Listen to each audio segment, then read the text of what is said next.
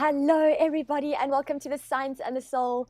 I am Theladyjaclyn, your human design expert, and I am joined by my fabulous co-host, Dear James, bringing you intuitive guidance. And each week we bring you Science and the Soul, which is bridging the gap between practicality and spirituality so that we can live a more fulfilled and balanced life.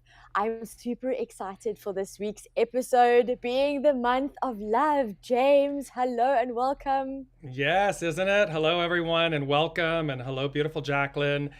And Haley, good afternoon, darlings. Ditto, right back at you. Yes, this is a powerful Science in the Soul episode and topic. I mean, it's self-value, self-worth, self-image, self-love. Those are big topics. Big. I'm super excited to dive straight in. Listen, because it is. We've just had Valentine's Day. February is that month of love, and most importantly, we're wanting to look at the authenticity of what self-love actually means, because like James has so beautifully said before on a previous show or previous episode, actually, is the most important relationship you have is first and foremost with yourself. And this is why I'm super excited for today's show. And as always, if you're joining us live, please drop us a comment in the comment section. That is the way we see you. If you're joining on the replay, let us know. #replay. Welcome. We are live both on YouTube and on Facebook, and then on Dear James's Twitter. And do the following: like, share, subscribe, tag people in, because the more you do that, the more you share, the more we're able to get this message across, and the more we're able to all transform and shift and stand in our truest potential and power. Isn't it? It's really such a beautiful it's a beautiful topic, and it's also because I think, Jacqueline, it's the issue of the fact that it's a really one of the biggest, if not the biggest, cliche, right? It's that whole, oh, love yourself and self-love, and you're supposed to love yourself, and then how do you love yourself? And if you don't love yourself, then you can't love someone else, and you know the statements and the things that we've all grown up with and we hear come into play, and yet it's elusive, right? This whole thing, or it's misunderstood, it's elusive, or I don't know how to love myself, or what does it really mean to love myself? And am I doing it right, or I'm not doing it, or I can't do it? There's so many things here.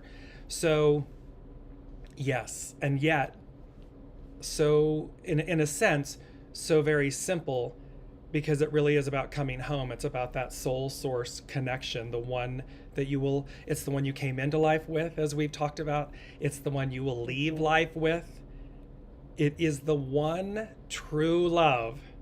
It's the one true love, the one true relationship you will always have as constantly. It's a constant. Absolutely. So it's so fascinating, because I want to dive into what human design also has to share, because we can understand self-love based on the map that human design gives us, right? Now we all have our own unique guidance tool through human design by generating our charts, but then we all actually have all of the chart, right? So the chart in its entirety is an explanation of how we as a collective function, right? So even if you have definition, or even if you're undefined in certain areas, it doesn't mean you're not experiencing that. It just means that it's not consistent. So there's variability in the way you're experiencing energy within certain aspects of the chart. So what's so beautiful is, being my natural line 1 investigator self, I dove straight into what does human design show us about self-love. And self-love, we're talking about, I'm going to be focusing on 2 centers, but obviously that's not the be all and end all, as we know, but it's literally the G center and the will center, or the heart center.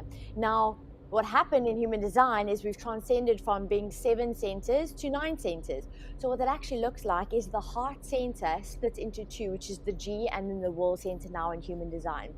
So if we dive into what that looks like, we can see you're being asked questions like, let me actually get my questions that I actually wrote down.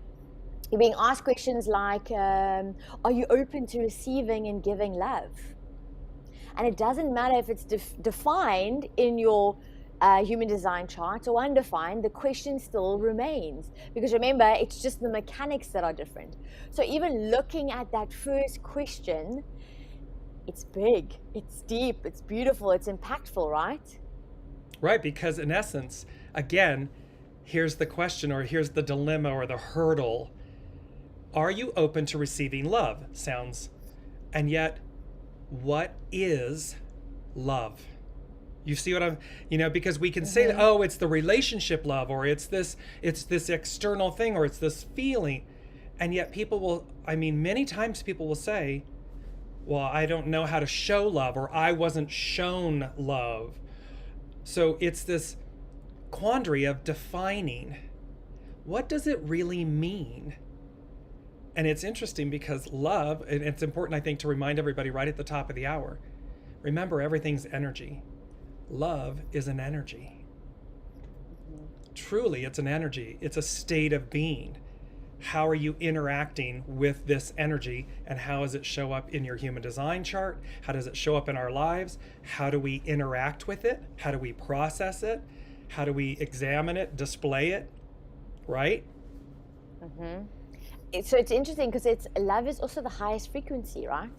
So you can't experience any I don't want to say love is an emotion. It's literally it's so much more than just an emotion. It's the highest frequency, because you can't experience worry and then love at the same time. You can't experience anger, or you can't even experience any other feeling other than true love. Like when love is when you're really embodying the highest frequency, that is love, that's all there is.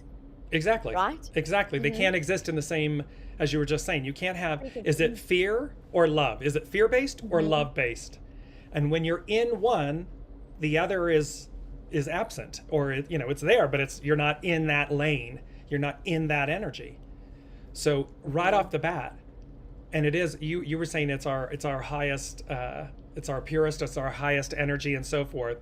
It's our highest octave. It's also the essence, the root of our being. It's love. We are love-based, love-created, love origin-based beings. So it is our highest frequency. It is our purest frequency, because it is our root. It's our creation. It's our root. Yeah, because we were created in love, within love. Absolutely. I love. Right. Right? Right. Exactly. Okay. Go on. ahead. No. Go on. Continue. So this is what great. what I want to jump into is because listen, we can unpack this so beautifully. And with the G center, so I spoke about the G center. There are 9 different gates within the G center, and each of those 9 gates give you an indication of how you can embody like the essence of love, this frequency that we're speaking about, but also in very practical terms. So I want to run through a few of them quickly, because you'll be able to resonate with them, and then we can actually decipher, and then you can let me know also what comes up for you. So the first one is that gate 10, which is lovability, right? So are you actually open to receiving and giving love? So asking yourself that question. Then you have gate 7, is being empowered, right? Stepping into your personal power and what that looks like. Then you got gate 1, which is being yourself, so speaking your truth, fully expressing your greatness. Gate 13 is redefining what is possible, so telling a better story. Gate 25 is connecting to source. Gate 46 is that physical vitality, your vehicle, your body. Gate 2, last but not least, is trusting in the support and divine guidance, so your sense of direction. Can you see how it's literally a 360 approach to this essence? And this is what James is speaking about. Like, this is what you're speaking about, is we are love. And you can see with all of these gates, it's like the direction of our life comes from love, by knowing that we're divinely guided and being supported. We have this beautiful vehicle to guide us in the direction of where we're going, our body, the vitality, the energy, connecting to the truest essence through the gate 25, which is source, right? Redefining what's possible by telling a better story, which is expression, expanding your physical and personal and energetic power, and then feeling empowered, and then also being receptive enough to actually receive it. I mean, it's so beautiful. Like, it's so beautiful. And so let's start at the beginning, because I mean, this is really powerful. and foundational and all encompassing. And so the root, so our root of love, the root of love is your soul source connection. It is. We often think, so there's a misnomer, right? Because we think that our first experience with love is parental. It's our parents, right? Because of course it's the mother, the father, the mother, the caregiver, nourishment that we're getting from mother's milk and so forth, and then the care, right? So this is truly in the physical, our first experience is our caregiver, our providers, our parents or something. And then it kind of branches out to siblings and grandparents and aunts and uncles, and then we grow and we, so it all appears to be, the point of this statement is our experience with love appears to be external. Mm-hmm. External. This is what we grow up experiencing, thinking, is that love is demonstrated externally, which means we've forgotten our origin, our first relationship. Our first relationship is with Source. That is our true parents. This is where we come from. This is where we return. And what's the point of that, right, Jaclyn? I mean, what's the point? And it's a big point. The point is, in order to understand self-value, self-love, self-image, self-worth, you must return to Source. You must return to yourself, to your soul source connection. Absent that, your experience is dictated by your external interactions. It's so beautiful because it ties in perfectly with the founder and the creator of human design, Rahuru. That's not his original name. He literally changed his name. I think his first name was Adam. And he said that as children, so the human design system is so beautiful and it's designed actually for kids, because as kids come in, they lose that sense of authority because of the conditioning from the external environment. And that's exactly what you're saying. It's like our first experience with love is external, right? And in that way, we're giving ourselves, like we're giving a part of ourselves away. We're not actually standing in our truest power and authority. And a lot of times it's not to blame either, like, because that's lower vibration, right. But it's to kind of understand that this is the mechanics, but also knowing and being guided by where we're headed, which is this transformation that we don't have to do anything about besides actually allow it through the kids that are being born today. And we spoke about this in the previous episode, where the kids are being born at a higher frequency, at a higher level. So it is our sense of responsibility now not to repeat this pattern of what we were brought into, which is focusing on the external environment, not empowering them to really stand in their authority. And this is what's so beautiful, is because as soon as you take back your authority, and it's not coming from a place of ego either, it's coming from a place of true essence, like who am I actually? And then we can break it down. I mean, obviously then I broke it down in the beginning of what that actually looks like and how practically that actually plays out. So the fact that the starting point, which I love that you brought up, is I think it's almost like an invitation for everyone, especially if you're a parent and especially if you're thinking about having kids, is to realize how can you first and foremost balance this idea and your understanding about what love actually is, like internal and external, and then also how can you hold space for the kids, the new generation, the new souls that are coming in, so that they can lovingly step into that fully. Yes, and here's a second misnomer, because this is, again, beautifully, so we grow up, this generation, even through to today, and we look at it and say, as a parent, or a care provider and so forth, that we, in a sense, and I don't mean this ego-wise, but in other words, it's the responsibility of the care provider, of the parent, that we know and we're there to train this newborn, this child that's coming in, because they don't know anything. And so we know, and here's this and this is a misnomer, because as Jaclyn is articulating, in which she did in yesterday's show, children come in, we all come in. So we, as the newborn, came in whole and complete. The children that are being born today, whole and complete. They are the next generation, the next iteration of humanity. And so, from a soul perspective, from a being perspective, they are already, their whole program is installed. The soul program is there to know what they're going to do in their trajectory, just as we were, just as our parents and our grandparents.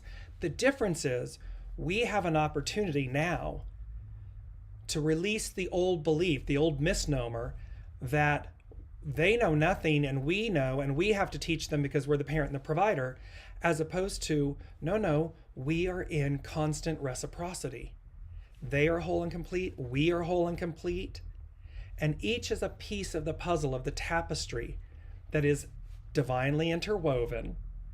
And thereby, when we then say, let me return to my soul source connection, let me see my child or this individual that I'm caring for, let me see them in the same whole and complete.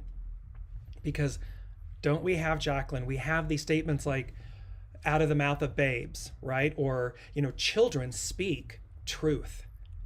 It's pure.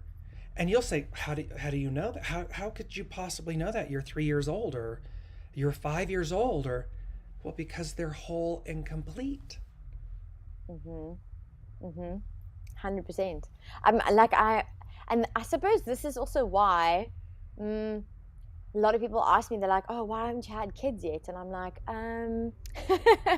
because I understand what it takes. Like, I understand the responsibility, right?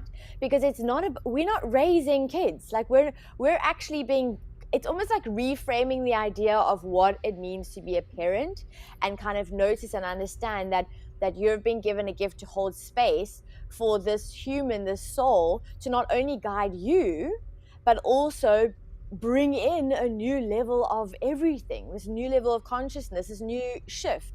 So I think it is so incredible to be able to be given such a beautiful tool, but also understanding and knowing now that actually, let's flip things, like, let's change the status quo and let's talk about it in a way that's actually truth, and not Real, the true. old pattern that's not working no more. Because remember, we constantly talking about don't look at the old, Right. But yet this is what it means. It means when you're parenting or when you're dealing with a child, you're not dealing with a child that doesn't know, or that isn't aware, or that doesn't have a sense of self.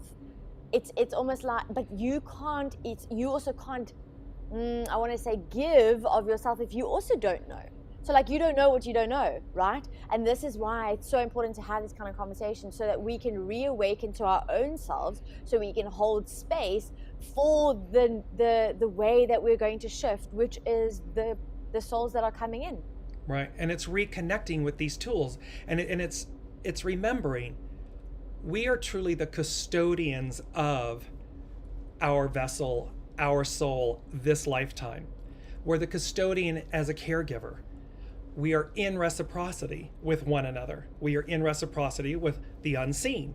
We're in reciprocity with these divination tools.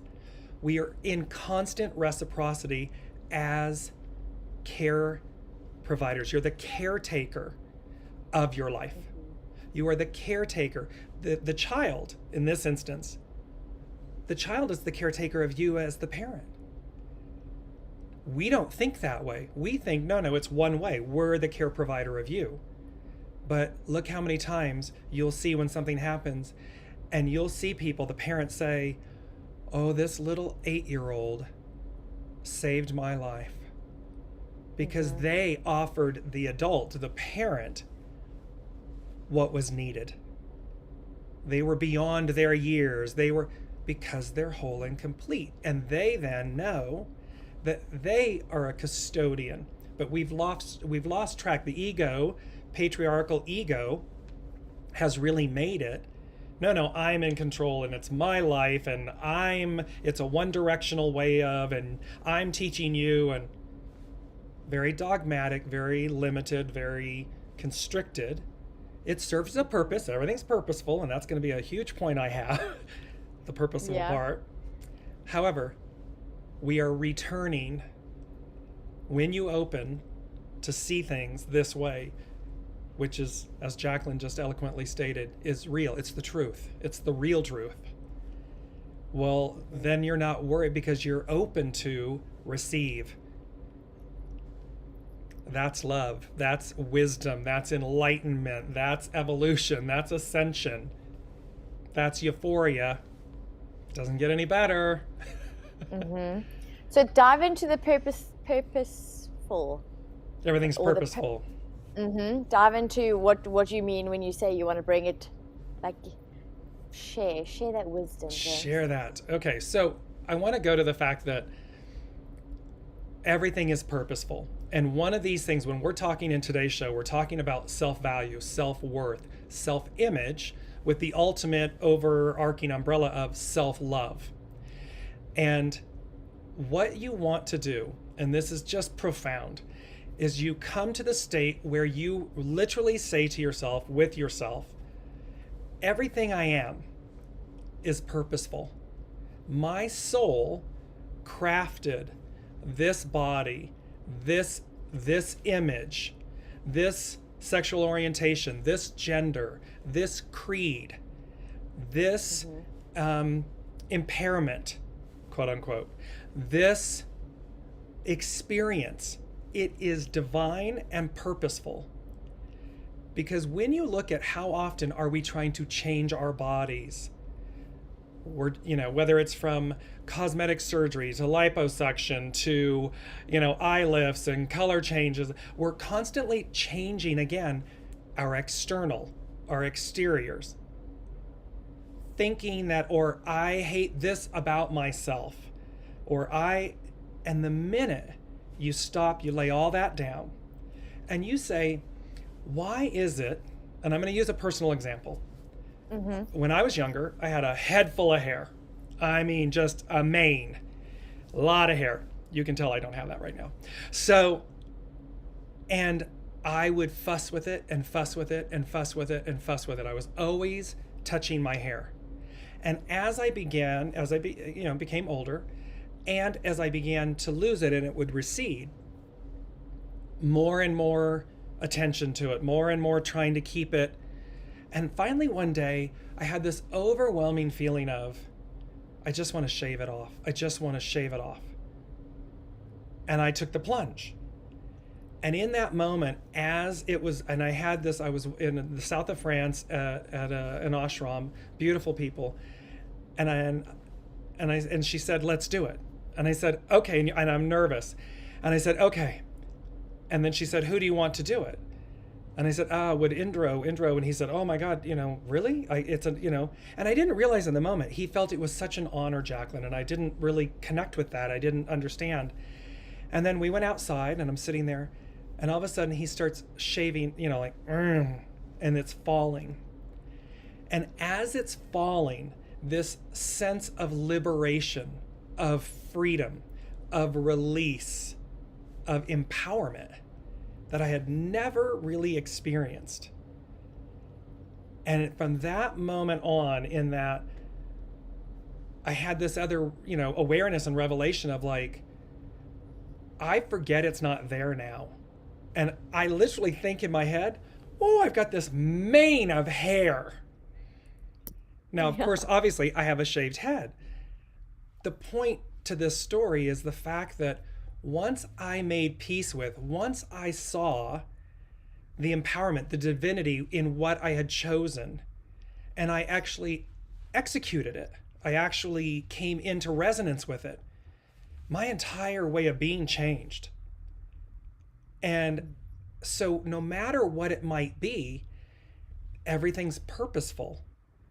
Everything, when you truly look within, when you look at yourself within, and it can be whatever it might be, what's its purpose?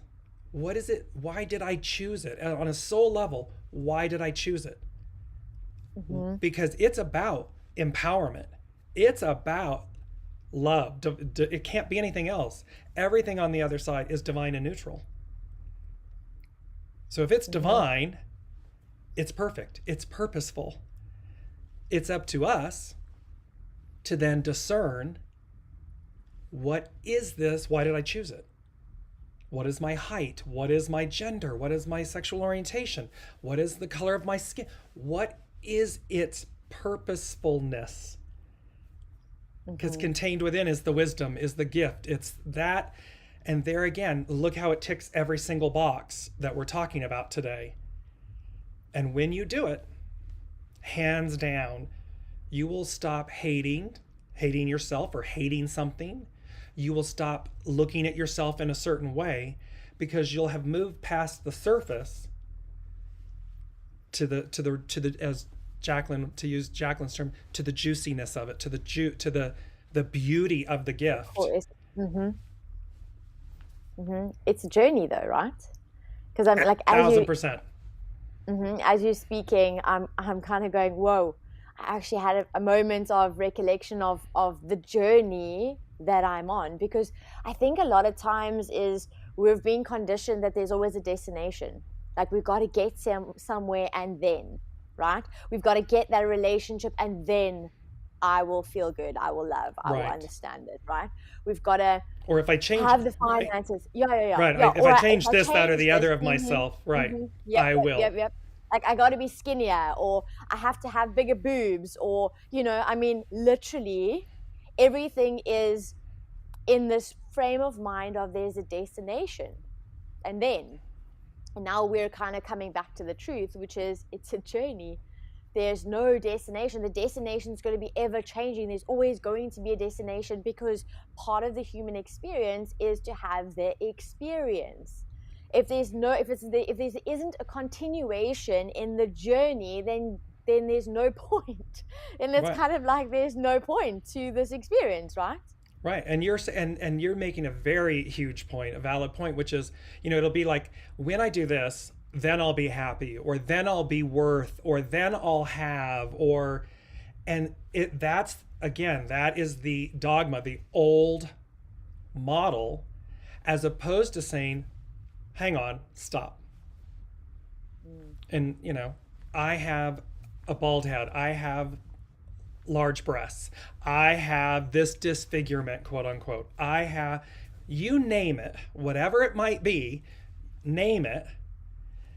And when you stop then and say, let me make peace with this. Let me see you meaning the item that's preventing you, or that you're wanting, that's impacting you. What is its purpose? What is its true value? Because it's value. It is not a negative, it's a positive. It might come in a cloak of an opposite. It might be that. But we have life experiences, right, where we can say, oh my gosh, because I went through that, or because I finally got to that place, I realized all of this. But if I had never looked because I was too busy trying to change myself in a way because I didn't like something, I'm not going to get that pearl. I'm not going to get that gift because I'm trying to eliminate it or change it or hate it or eradicate. I'm on a different trajectory, a different journey, a different experience, as you're saying. Absolutely. And then it speaks to the identification process. So it's like the root of suffering is identifying with everything. And it's like you're saying, I have a bald head, but I'm not a bald head. Like what that looks like and what that comes with it. Because I think so many times, if I look at also my personal experience, it was so focused again because of, and this is the interesting thing, and this is kind of like what's so powerful is knowing that this is what you're talking about. It's purposeful because there's a root cause for it, or a root, not even a cause, a root truth in it. A root truth, right? A root offering, yes.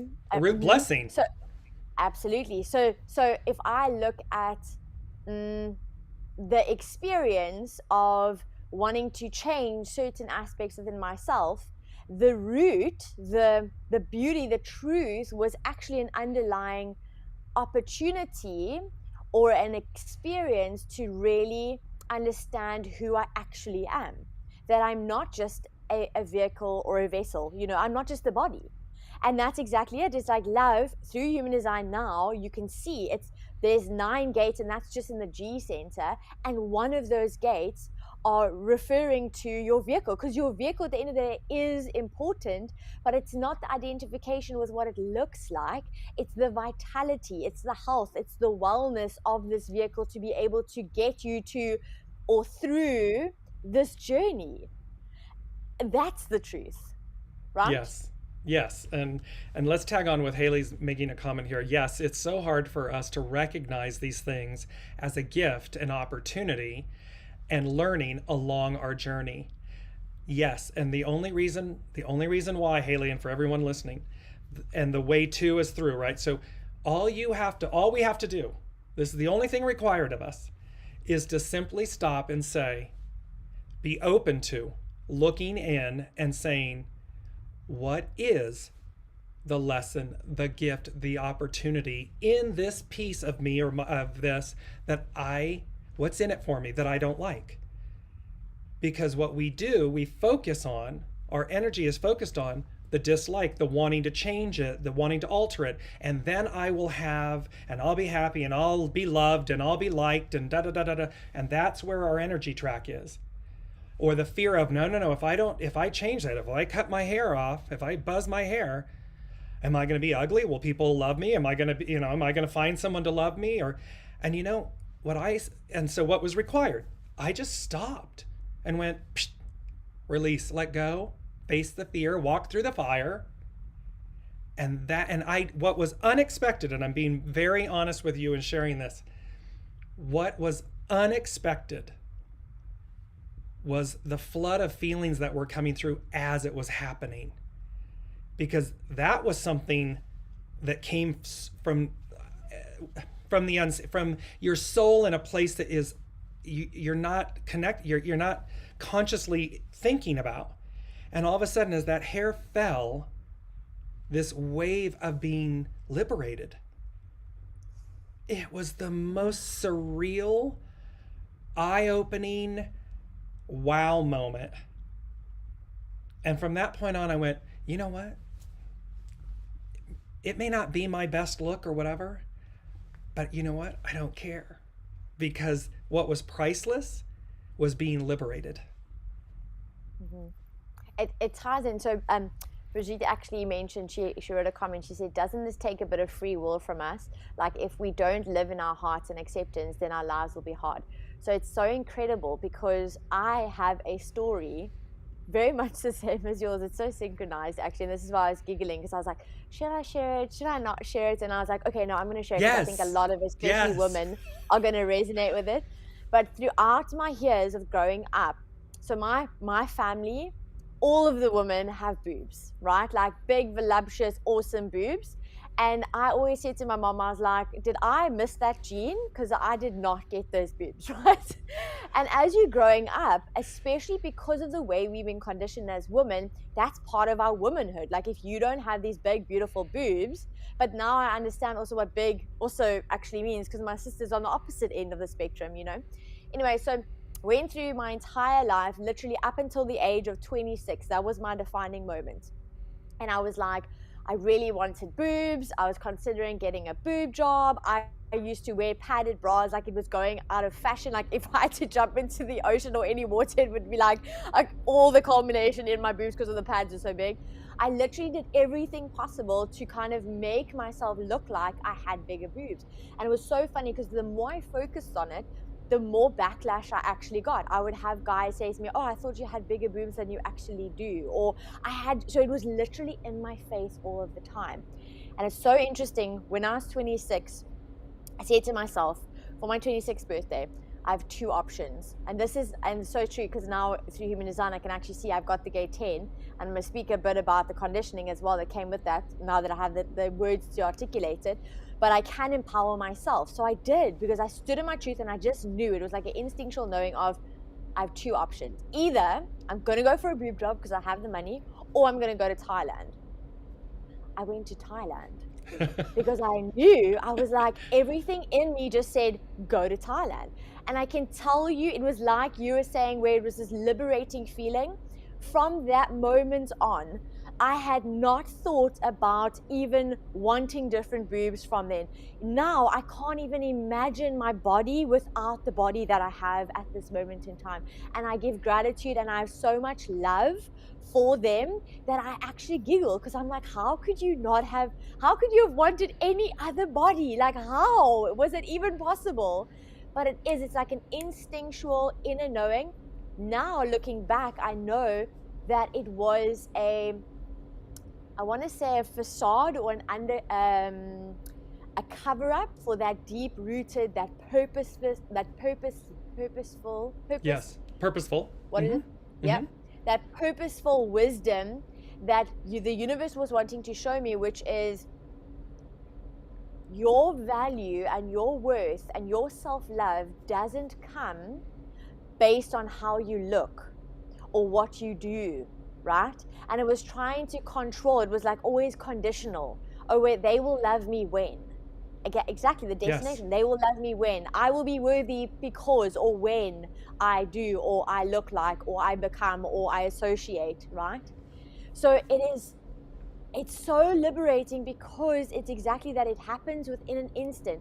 And is it once off? No, because it depends how deep rooted your conditioning actually is. It could be multiple times, but I can guarantee you, in my experience, and it also sounds like in James's experience, it happens instantaneously. It's like this defining moment in your life where the shift happens, where you kind of go, hang on, how could I have even thought that anything other than, oh my gosh, you're beautiful, or oh my gosh, that actually fits me? I can't imagine myself with any other boobs right now.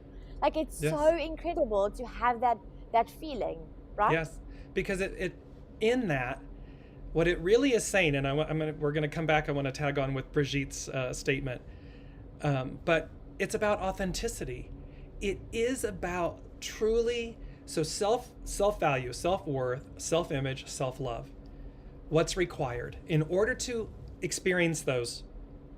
It's about standing in your authenticity. It is about standing in, facing the fire. For me, shaving my head was as simple and as maybe ridiculous as that, as an example. Or, and it's not, again, for women, having the size of your breasts, that is a very big deal. Some too big, too small, so to speak, and all that good stuff for women. And it's a constant thing that women, of course, it's an attribute of women that men love to exploit and make women feel uncomfortable about, and so forth. So, and yet what both Jaclyn and I are conveying in our personal experiences is that in that moment, we stood in our authenticity. We surrendered. We surrendered ourselves, and we said, we have a choice. And this is why it's going to tie into Brigitte's statement. Because Brigitte is speaking about, doesn't that take a bit of our free will from us? No, because what was required of Jaclyn, what was required of myself? Our free will made a choice. Do I continue this way? Do I continue fussing while I'm receding and losing my hair and constantly fidgeting? Does she constantly worry about whether she's going to do a breast enlargement, and that it's how it's negatively impacting her, affecting her? Or in that moment, do we stand in the purity of our divinity? Do we stand in our authenticity, face the fire, and go, I'm going to surrender and release this? And the minute you do, the empowerment that comes from it, and it was very interesting. I was officiating shortly after that, and I'd been abroad. I was in Europe when this happened. And when I came back, and I was going to be officiating a wedding, and they wanted to know if I was going to grow my hair back. And I said, absolutely not. And I said, this is me. There's that beautiful song, This Is Me. Now, this is me. And that's either enough for you, and if it's not, namaste, no problem. But this is me. I want to tap on the whole experience that we both went through was not a logical approach either. So if you're thinking now, okay, how do I have this experience, or what do I need to do in order to get to this kind of awakening? Let's call it that, right? Or shift, or crossroads even. it's not a logical thing. I didn't think it through. I didn't make a pro and con list. It was an internal knowing. It was exactly what Yes. James was talking about. It's like you're literally on a journey. You get to a crossroads where you can go right or you can go left. You don't think too much about it. It's just in the moment knowing, oh wait, I need to go here. And you don't even give two seconds thought about it, because as soon as, I think, again, we're so programmed in this logical approach to life. Love is not logical. Sometimes love is going to be abstract, right? There's no reason sometimes to love. You can't reason why you love someone deeper than you love another person. I mean, you can maybe make a few lists and you can kind of say, oh, these are the reasons, but it's not actually, it's like a true essence, like the actual authenticity and the you can't logically explain it, the higher frequency. Right. And let's tag on Brigitte's second piece.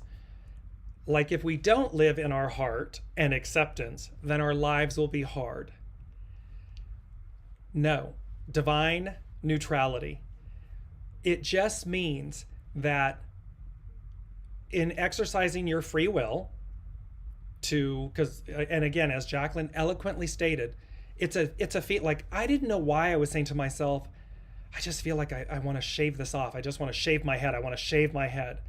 And I was knowing that, and then audibly it came out, and there's Shanti saying, well, let's do it. And I was like, okay, you know, Okay. but it was a knowing, just as yours was. It was a knowing. So the piece, Brigitte, and for everybody listening, the beauty is free will is at the forefront, because it is our choice whether we continue. Do we listen to that calling? Do we listen to that knowing, that internal knowing?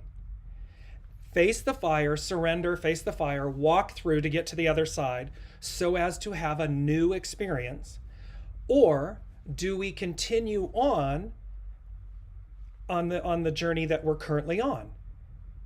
That's free will, and that is, again, just two different experiences, two different ways of experiencing, because what will most likely happen is, if it doesn't happen in this moment, it might be a day, a month, a year, a decade later. At some point, the next moment. right, the next moment will present itself that you may at that point be ready, because in essence what our soul is saying, what we are doing in alignment with our soul is saying, I'm done with that lesson. I'm ready for the next iteration of myself. I'm ready to explore beyond what I know of myself. And this is where, and all of those things impact our self-value, our self-worth, our self-image, and the love we have for ourselves, because that means we're willing to expand and step beyond what we know of ourselves. And that's the journey. Like you're speaking, it's not a destination, it's a journey. So I want to give practical guidance, because, you know, I mean, we're all about bridging the practical and the spiritual. So when you look, and I had a really big aha moment, because I'd always known underlying, I suppose the issue, like underlying was self-worth, I knew, but I didn't know how they all tied in. And when I was doing research today, and I thought to myself, okay, how do I articulate because obviously when I'm in the experience and I'm reading charts, I'm not thinking about the process, it's going through the motion. And now I'm kind of like retraining or retracing my steps so that I can articulate how you can as well start doing the process for yourself.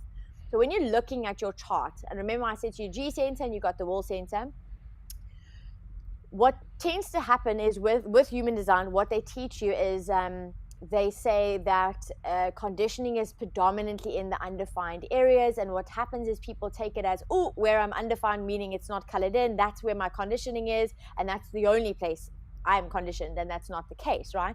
You can be conditioned even in definition within your chart.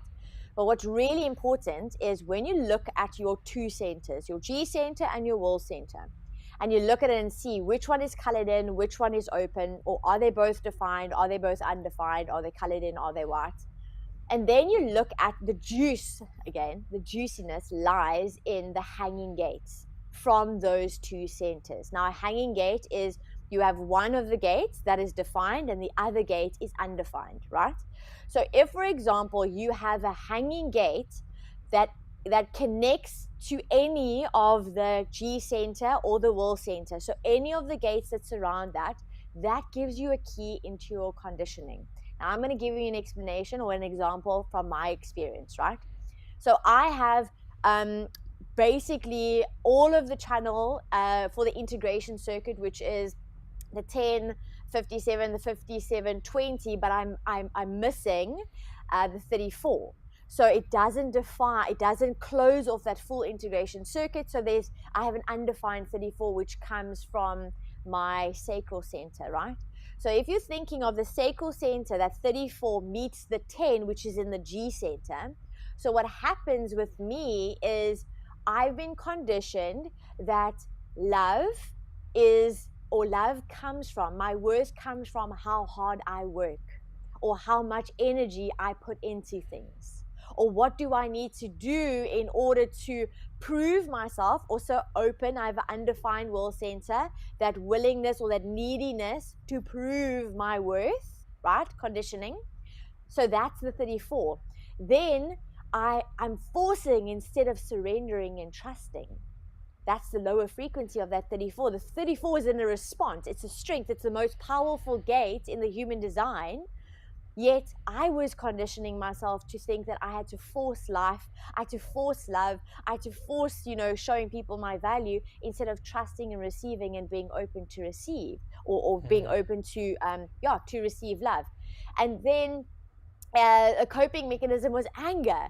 Anger is that lower frequency, but comes from that life force energy. Does it make sense, James? Do you want to say something? I just want, because when you just said the part before the last piece, or simply be love, that you would trust in the sense of where you're saying, and this is, a lot of us do this, a lot of people, that's that thing. Oh, I've got to prove my value is in what I do or how I do it or how much I do and whatever, instead of simply being love. I just wanted to throw that in. Sorry, it really struck me. No, absolutely. That's exactly it, because your life force energy is in response to what life. So this is the mechanics that human design is now giving us a language to articulate. So when our life force energy is not a force, it's that balance between the masculine and the feminine, right? Receiving, responding, taking inspired action, but you've got to be open to actually receive it. And then it was coping with my coping mechanism with this anger was actually being repressive or trying to be controlling. I also have an open 21 to my hanging gate 45, and 21 is in the will center. So 21 is all about control. So I was conditioned to control. Like I had to control every aspect in my environment, because heaven forbid I lost all of the marbles or my ducks were not in a row. Then people would see I'm not worthy, I don't have any value, they will not love me, like all of the questions. And this is how you can discover for yourself what is causing you to feel less than, what is prohibiting you from really standing in that trust and that love for self, that true essence, that authenticity that we're talking about. Like for the first time, I actually had an aha moment when I was doing research. I was like, wow, I can actually articulate my current journey and my past journey, the journey that I'm living, with this understanding of, good gracious, this is where the keys are. It's in my gate 34. It's in the gate 21. It's in the idea of I couldn't give control away within relationships, and now I can look at relationships in a different way and go, hang on, where do I feel out of control, or where do I feel the need to control, and therefore I then get into my bitterness. And I mean, the list goes on and on and on. And this is just two aspects from that beautiful chart, that roadmap, that guidance tool, that system that we've been given. So if, for example, you're sitting at the moment and going, I'm wanting to understand a little bit about what is potentially the underlying root cause for me wanting to get bigger boobs or lose more weight or have, manifest a perfect relationship or try and control my partner, look at the opposite gates to any hanging gates that are coming from the G center or the will center. Look at what's happening there. And then that is where the key, like that's where the truth actually lies, and it can give you words so that you can understand the process of the transformation, so you can truly step into your self-worth and self-power. Mm. That is literally the, as I always say, the cloak of opposites. You just, from a human design perspective, you just articulated your lesson may come in the cloak of an opposite. And thereby look to the opposite in the human design chart, look to the opposite to see, because again, it will be purposeful. It will be divine. It will be neutral.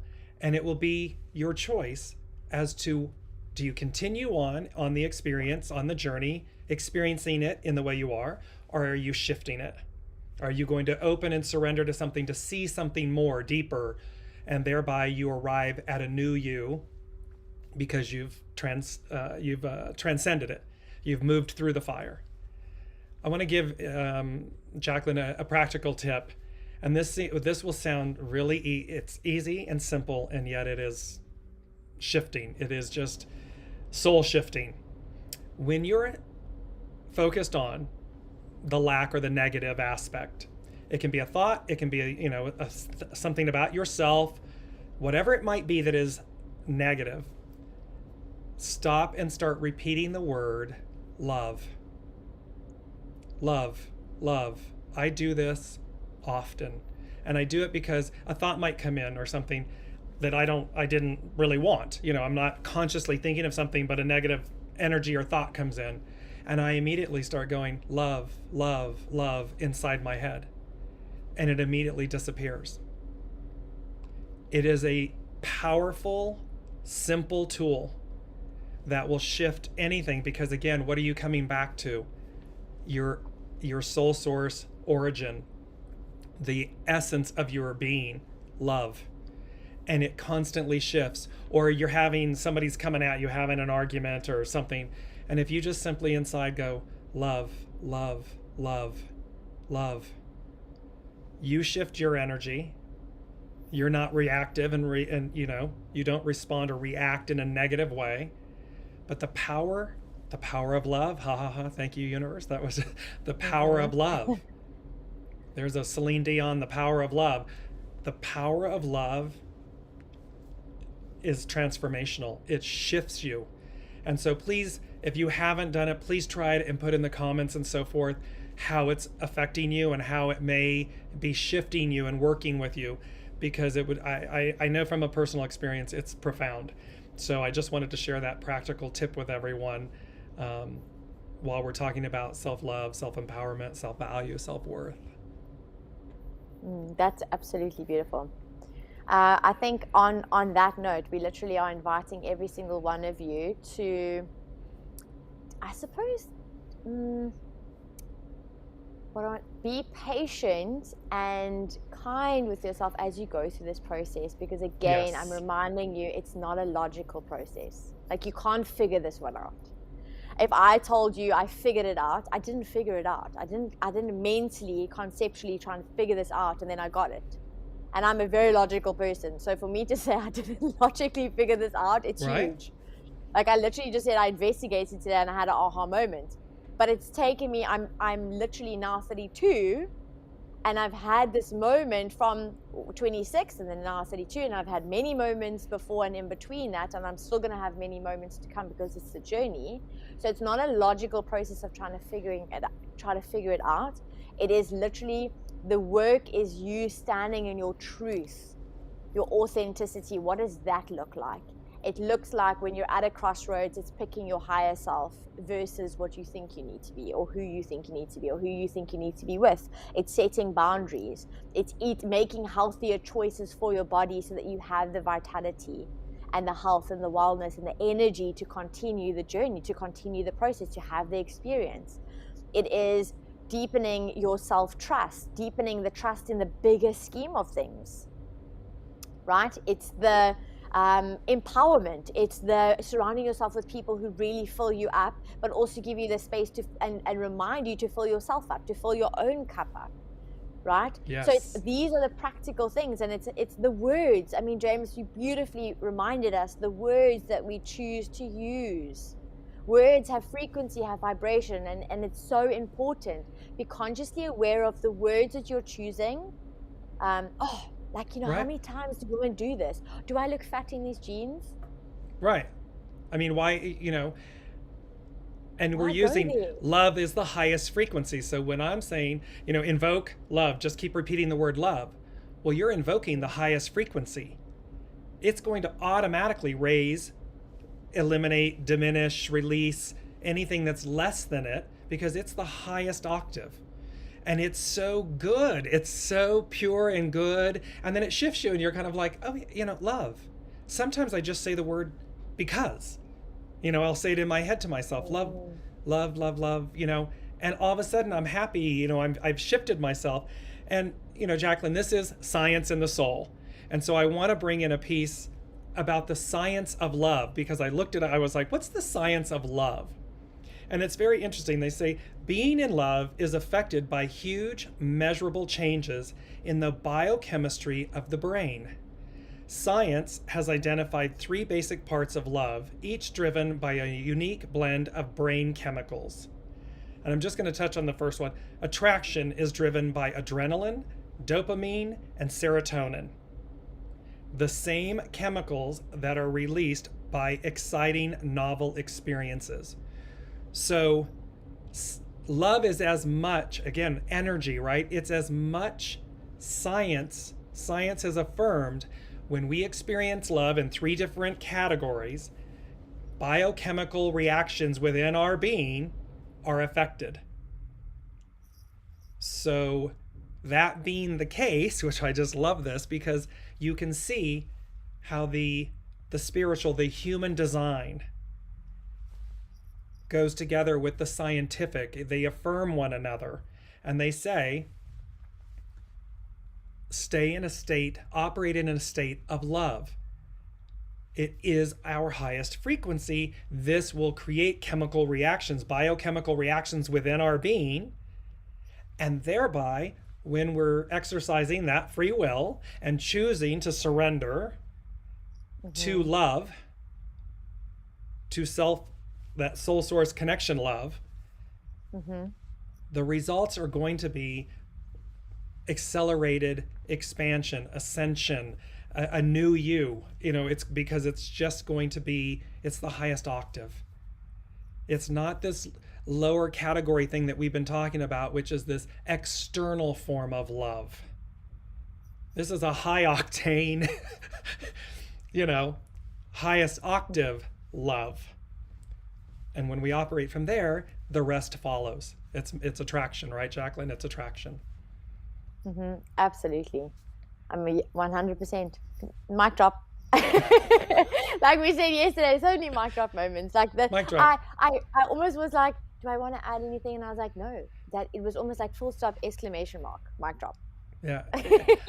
And I just want to add before we make our announcement and everything, Haley, Brigitte, Lori, everybody joining us live today, Debbie, thank you all so much for joining us because, again, your comments and your participation really enrichen this discussion and the joy that Jaclyn and I receive from doing this show, Science in the Soul.